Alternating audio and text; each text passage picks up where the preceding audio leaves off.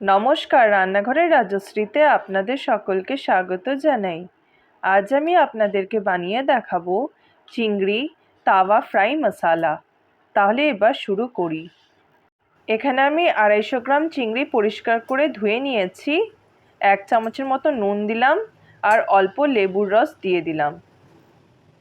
অল্প হলুদ আর অল্প লাল লঙ্কার গুঁড়ো দিয়ে দিলাম।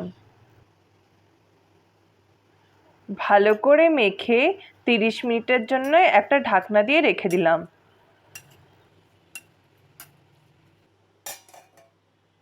30 মিনিট পর চিংড়ি মাছগুলোকে ভেজে নেব।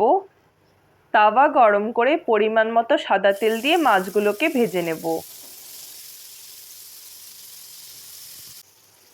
চিংড়ি মাছগুলোকে আস্তে আস্তে করে ভেজে নিচ্ছি।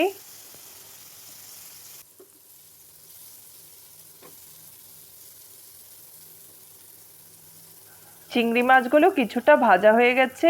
এবার আমি 1 চামচ রসুন কুচি দিয়ে দিলাম।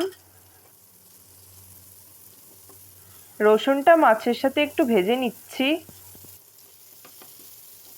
তেলটা একটু কম লাগছে, তাই ওপর দিয়ে আরও 1 চামচ তেল দিয়ে দিলাম।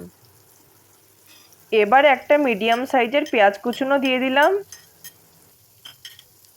মাছের সাথে পেঁয়াজগুলোকেও একটু ভালো করে ভেজে নেব। এবার অল্প টমেটো কুচি আর কাঁচা লঙ্কা চিড়ে রেখেছিলাম দিয়ে দিলাম। ভালো করে নেড়েচেড়ে নিচ্ছি।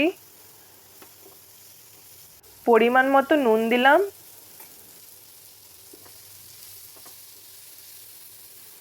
এবার 1 চামচ করে জিরে গুঁড়ো, ধনে গুঁড়ো আর হাফ চামচ লাল লঙ্কার গুঁড়ো দিয়ে দিলাম। অল্প নেড়ে নেওয়ার পর বড় 3 চামচের মতো জল দিয়ে দেব।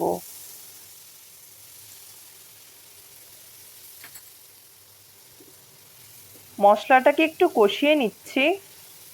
1 চামচ টমেটো কেচাপ আর হাফ চামচ সয়া সস দিয়ে দেব।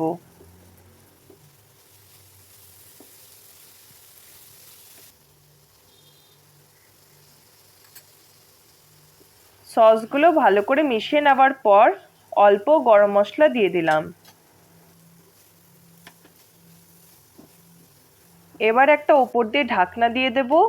3 মিনিট লো ফ্লেমে রান্না করে নেব।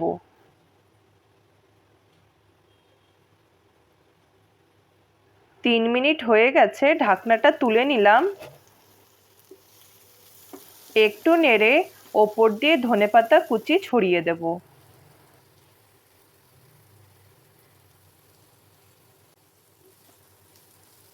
একটু নেড়ে নামিয়ে নেব। চিংড়ি তাওয়া ফ্রাই মশালা তৈরি হয়ে গেছে। আমার এই রেসিপিটি যদি আপনাদের ভালো লেগে থাকে তাহলে প্লিজ লাইক আর সাবস্ক্রাইব করে দিন।